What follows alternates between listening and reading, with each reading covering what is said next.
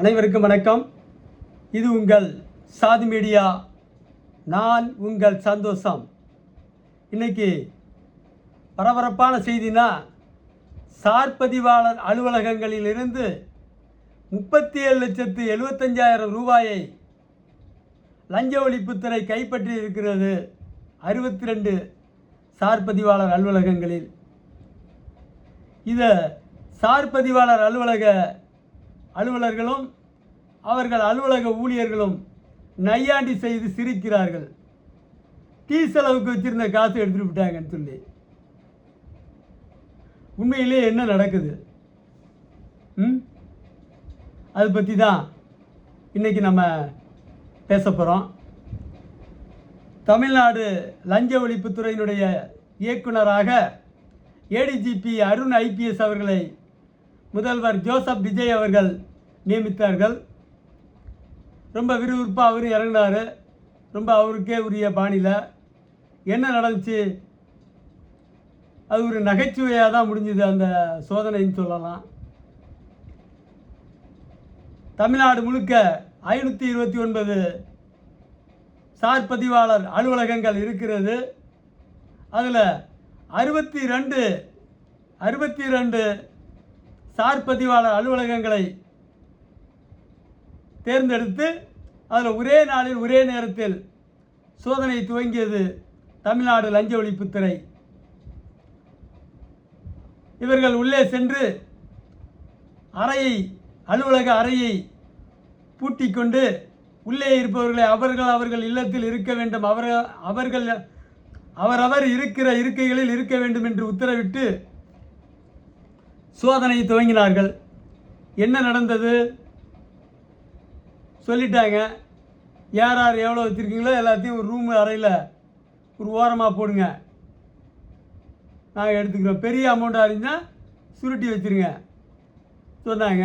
அதன்படி சோதனையும் போட்டுச்சு. விளைவு என்ன? 62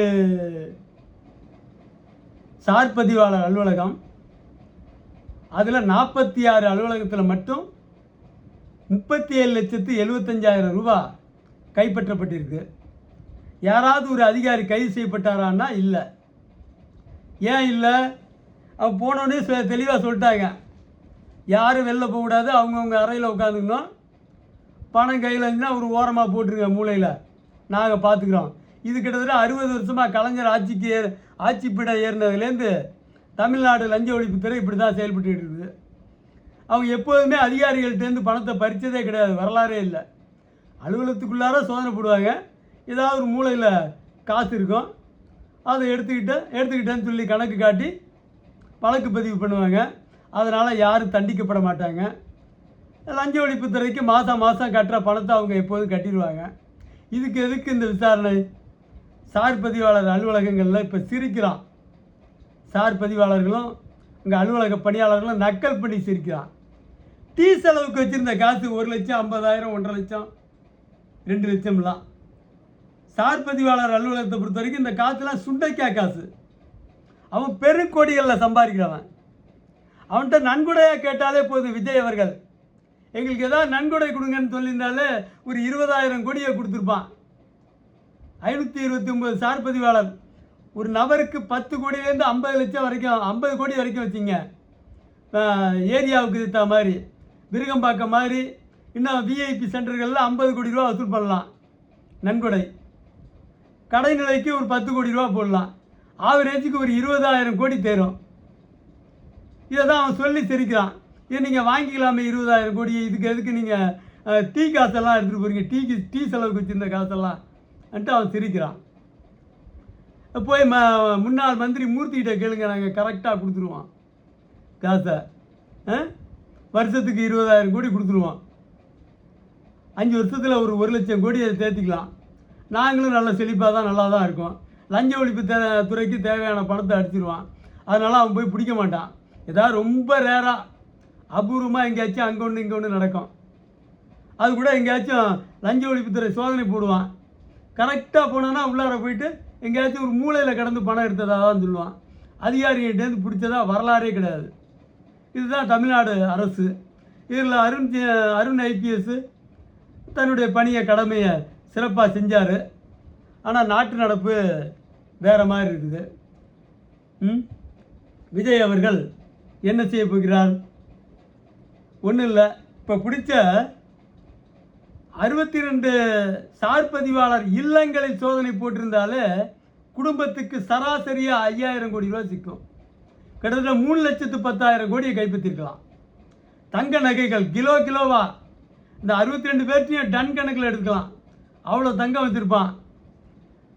கையாடல் பண்ண பணம் கட்டாக வீடுகளில் அடுக்கி வச்சுருப்பான். எங்கெங்கே அடுக்கி வச்சுருப்பான் தெரியாது, அடுக்கியிருப்பான். அதெல்லாம் விட்டுட்டு அவன் மூளையில் போட்டான், எங்கேயோ அரை மூளையில் கடந்துச்சின்னு சொல்லி ஒரு 37 லட்சம் ரூபாயை அடையாளம் காட்டினது விஜய் அரசுக்கு ஒரு கேலி கூத்தாக தான் முடிஞ்சு போச்சு.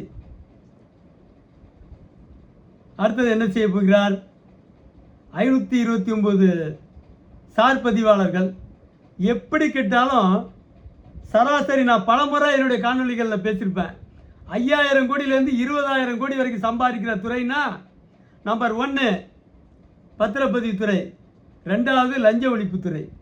லஞ்ச ஒழிப்புத்துறை அதிகாரிகளை பிடிச்சா அவன்கிட்ட இருக்கும் எக்கச்சக்கமான 5000 கோடியிலேருந்து 20,000 கோடி வரைக்கும். ஆனால் அவனை பிடிக்கிறது, அப்புறம் அதுக்கு மேலே பிடிக்கிறதுக்கு யார் இருக்கா? ஆள் இல்லை.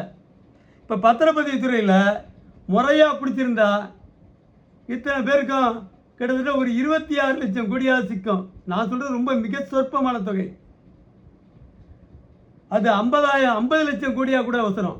25 லட்சம் கோடி, 26 லட்சம் கோடி கம்பல்சரி மிக குறைந்த அளவு சிக்கும். இதெல்லாம் யார் நடவடிக்கை எடுக்கிறது? தமிழ்நாடே இன்றைக்கி ஏதோ ஒரு லஞ்சத்துக்கு எதிராக நடவடிக்கை எடுத்துகிற மாதிரி ஒரு பாவனை காட்டிகிட்டு இருக்காங்க. உண்மையிலேயே இதுக்கு சரியான நடவடிக்கை எடுக்கணும்னா என்ன கேட்டால், இந்த நடவடிக்கை குழுவுக்கு சவுக்கு சங்கரை போடணும். சவுக்கு சங்கரை தூக்கி இந்த நடவடிக்கை குழுவினுடைய தலைவராக போடணும். அவர் வழிகாட்டுதலில் இந்த நடவடிக்கை இருந்தால் இன்னும் கொஞ்சம் நல்லாயிருக்கும் நான் நினைக்கிறேன். லஞ்ச ஒழிப்புத்துறை எங்கேயாச்சும் போய் ஒரு ராமநாதபுரத்தில் ஒருத்தன் 50 லட்சம் ரூபா கேட்டு 28 லட்சம் ரூபா வாங்கியிருக்கான். 50 லட்சம் கேட்டு 28 லட்சம். அவன் வீட்டில் சோதனை போட்டாங்களான்னா இன்றைக்கு வரைக்கும் இல்லை. இந்த 62 பேர் இடங்களில் இப்போ 37 லட்சம் கைப்பற்றிருக்காங்கிறான். அதுலேயும் 46 இடங்களில் தான், மீதி 16 இடங்களில் காசே இல்லை. பாவம் ஏழைங்க இருக்கிற இடம். இவன் வசூல் அது சோதனை போனவங்கள ஒரு 10 பேர் இருக்காங்கன்னு வச்சுங்க. ஆளுக்கு ஒரு 5000 ரூபா போட்டு 500 ரூபா போட்டு ஒரு 5000 ரூபாய் டீ செலவுக்கு கொடுத்துருந்துருக்கலாம் அந்த அலுவலகத்துக்கு. என்ன விசாரணை? ஆட்சி மாறிச்சு, ஆனால் காட்சி மாறினா மாதிரி தெரியல. கடந்த 5 வருஷத்தில் 15 லட்சம் கோடி அளவுக்கு திமுக அரசு ஊழலில் ஈடுபட்டிருக்குது. நடவடிக்கை இல்லை. பொன்முடின்னு ஒருத்தர் 1 லட்சம் கோடிக்கு சொத்து குவிச்ச ஒரு மாமனிதர். அவர் மேலே இருக்கிற வழக்கு 1.25 கோடி. இதில் ஒரு வேடிக்கை என்ன தெரியுமா? 67 சொத்துக்களுடைய மதிப்பு 50 லட்சம் கோடி. 50 லட்சம் 67 சொத்துக்கள் எங்கே இருக்குது? சென்னை போன்ற பெருநகரங்களில் விஐபி சென்டரில் இருக்கிற மனைகள், வீட்டு மனைகள், வீடு எல்லாம் சேர்ந்து. சென்னையில் ஒரு வீட்டு மனையில் ஒரு கிரவுண்டு 8 கோடி 10 கோடிக்கு போகுது. அதுவும் விஐபி சென்டர்னால் 10 கோடி குறைச்சல் இல்லாமல் போகும். ஒரு 4 கிரவுண்டு வச்சுருந்தா கூட 40 கோடி ரூபா போகும். ஆனால் இந்த மாதிரி சொத்துக்களுடைய மதிப்பு 67 சொத்துக்களுடைய மதிப்பு 50 லட்சம் ரூபான்னு கணக்காட்டிருக்கான். இதுதான் யதார்த்தம். விஜய் அவர்கள் சரியான கவனத்தோட நடவடிக்கை எடுக்கணும். சார் பதிவாளர்களை பிடிச்சாலே பெருத்த தொகையை கைப்பற்றலாம். லஞ்ச ஒழிப்புத்துறை நடத்துனதுங்கிறது ஒரு நாடகம்தான். நிறைய நனையாமல் குளிப்பாட்டுறதுன்னு சொல்லுவாங்க. அது மாதிரி இவங்க உள்ளார போனதுக்கு சாத்த சொல்லிவிட்டு ரூமில் எங்கேயாச்சும் ஓரத்தில் கிடந்த பணம் மட்டும் இது. ஓரத்தில் கிடந்த பணம் 37,75,000 ரூபா. பெரிய அமௌண்ட் கிடச்சிருந்துச்சுன்னா அவங்ககிட்டயே ஒப்படைச்சிட்டு வந்திருப்பாங்க. ஒப்படைச்சிட்டு இவங்க ஏதாவது செலவுக்கு வாங்கிட்டு வந்திருப்பாங்க. இதில் 16 அலுவலகத்தில் காசே இல்லை. ஒரு கணக்கு எனக்கு தெரிஞ்ச ஒரு முதியவர் அவருடைய மகளுக்கு 1.25 சென்ட், அதாவது 375 சதுரடி நிலத்தை, தன்னுடைய நிலத்தை மகளுக்கு மாற்றி கொடுக்குறார் பட்டா. அதுக்கு அங்கே வாங்கின தொகை எவ்வளோ தெரியுமா? 1.25 லட்சம். ஆனால் உண்மையிலேயே அரசுக்கு கட்டின தொகை 1000 ரூபாய் தான். இதில் அங்கேயே எப்படின்னா மாநகர பகுதிகளில் நகர்ப்புறாது மாநகர பகுதிகளில் பெருங்கோடிகளில் ஊழல், லஞ்சம். அரசு மதிப்பீடு சந்தை மதிப்பை விட கால்வாசி தான் வச்சுருக்கான். 10 கோடி ரூபா போகிற ஒரு இடத்த அவன் 2 கோடி ரூபாய்க்கு தான் அரசு மதிப்பீடாக வச்சுருக்கான். இதன் மூலம் அரசுக்கு பேரிழப்பு. ஆனால் 1% தான் அரசாங்கத்துக்கு வரி கட்டுறான். 99% இந்த அதிகாரிகளுக்கு லஞ்சமாக கொடுக்குறான். சார் பதிவாளர் உள்ளிட்ட அலுவலர்களுக்கு. சார் பதிவாளர் கட்டணத்தை மட்டும் 5 மடங்கு வசத்துனா அரசாங்கத்துக்கு 1 லட்சம் கோடி வருவாய் கூடுதலாக கிடைக்கும். 5 மடங்கு கட்டணத்தை வசத்துனா. அதே சமயம் லஞ்ச ஊழலை தடுத்தா பதிவு பண்ணுறவனுக்கு 95% லாபம். 1 கோடி ரூபா செலவுனா 5 லட்சம் ரூபாயில் அவன் பதிவு பண்ணிட்டு வந்துடுவான்.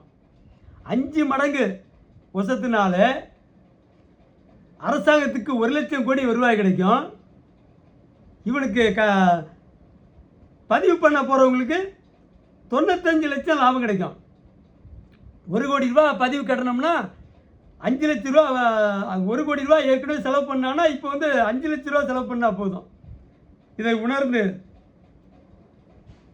முதல்வர் சிஎம் ஜோசப் விஜய் அவர்கள் இன்னும் கொஞ்சம் கூடுதல் கவனம் செலுத்தணும். என்னை போன்றவர்களிடமிருந்து, சவுக்கு சங்கர் போன்றவர்களிடமிருந்தும், அறப்போர் இயக்கம் ஜெயராமன் போன்றவர்களிடமும் ஆலோசனைகளை கேட்டு நேர்மையானவர்களை அங்கே நியமித்து லஞ்ச ஒழிப்பை ஈடுபடுத்த வேண்டும். லஞ்ச ஒழிப்பு நடவடிக்கையில் ஈடுபட வேண்டும்.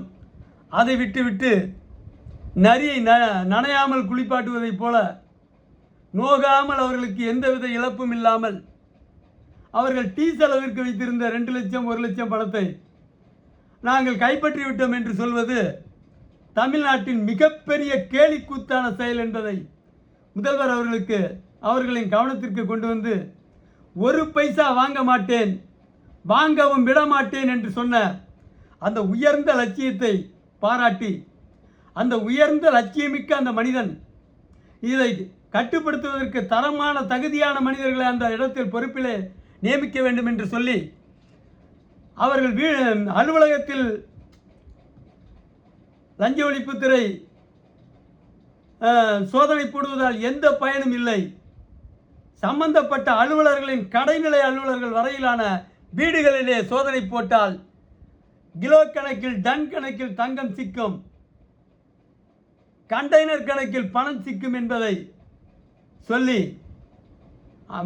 அரசுக்கும் வருவாய் இன்னும் ஒரு 1 லட்சம் கோடி கூடுதலாக கிடைக்கும் என்பதையும் சொல்லி முதல்வர் அவர்களை சரியான பாதையில், நேரான பாதையில் நடவடிக்கை எடுக்க சகாயம் ஐஏஎஸ் போன்றவர்களையும், ரவி ஐபிஎஸ் போன்றவர்களையும் துணையையும், அறப்போர் இயக்கம் ஜெயராமன் அவர்களையும், சவுக்கு சங்கர் அவர்களையும், என்னை போன்ற ஆர்வலர்களையும் பயன்படுத்தி கொள்ள வேண்டும் என்று சாது மீடியா சார்பாக சந்தோஷமாகிய நான் சொல்கிறேன்.